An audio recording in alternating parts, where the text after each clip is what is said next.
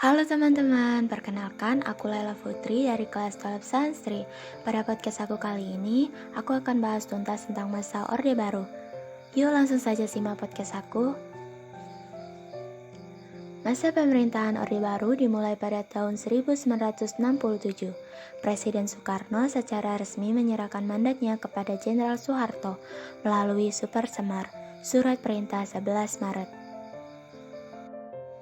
Latar belakang dikeluarkannya Super Semar adalah akibat peristiwa gerakan 30 September 1965, yaitu aksi kudeta PKI, Partai Komunis Indonesia yang menculik dan membunuh beberapa perwira TNI Angkatan Darat dan beberapa orang penting lainnya. Kejadian ini memicu kekacauan negara, pembantaian anggota PKI terjadi di mana-mana, dan keamanan negara menjadi tidak terkendali.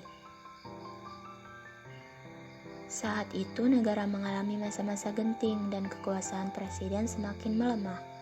Akhirnya pada tanggal 11 Maret 1966, Soekarno menandatangani surat penunjuk Soeharto sebagai Presiden Republik Indonesia kedua yang dikenal dengan nama Super Semar.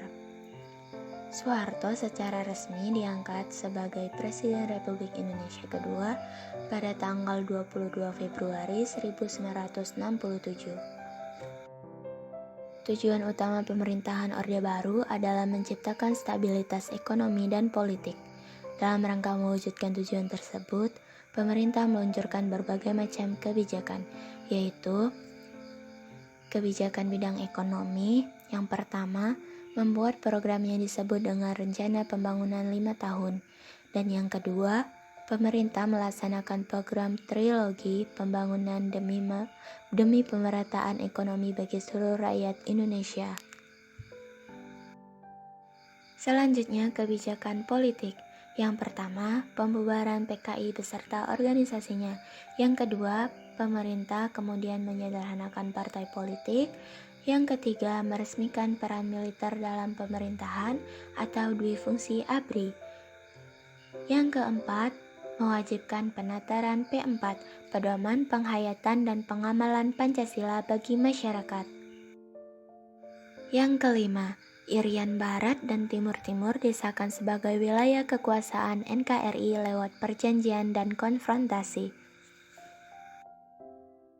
Yang keenam, pemerintah juga menggagas berdirinya ASEAN dan kembali menjadi anggota PBB pada tahun 1967. Selanjutnya, kebijakan bidang sosial. Untuk meningkatkan kesejahteraan masyarakat, pemerintah mengeluarkan berbagai kebijakan seperti program keluarga berencana, transmigrasi, gerakan wajib belajar, dan gerakan orang tua asuh. Banyaknya kebijakan yang telah diterapkan oleh pemerintah ternyata membawa dampak positif pada masa Orde Baru, yaitu meningkatnya pendapatan per kapita Indonesia, semakin banyak orang yang bisa membaca, kebutuhan pangan semakin tercukupi, keamanan dalam negeri semakin meningkat, gerakan wajib belajar dan gerakan nasional orang tua asuh sukses dilaksanakan, Indonesia mulai membuka peluang investasi, dan rencana pembangunan 5 tahun sukses dilaksanakan. Selain berdampak positif, kebijakan pemerintah pada masa Orde Baru ternyata memiliki dampak negatifnya loh, yaitu yang pertama, kasus korupsi, kolusi, dan nepotisme marak terjadi di semua kalangan masyarakat. Yang kedua, pembangunan negara tidak merata dan muncul perbedaan mencolok antara pembangunan pada pusat dan daerah. Ketiga, hak asasi manusia masih belum diperhatikan dengan benar, dan kekerasan banyak digunakan sebagai solusi menyelesaikan permasalahan.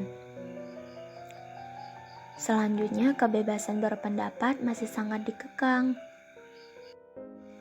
Akibat terdapat beberapa penyimpangan pada masa Orde Baru, yaitu kekuasaan yang otoriter, kebijakan ekonomi yang terlalu berpihak pada asing, serta maraknya KKN, korupsi, kolusi, dan nepotisme yang menjadi penyebab runtuhnya Orde Baru dan rasa ketidakpuasan masyarakat.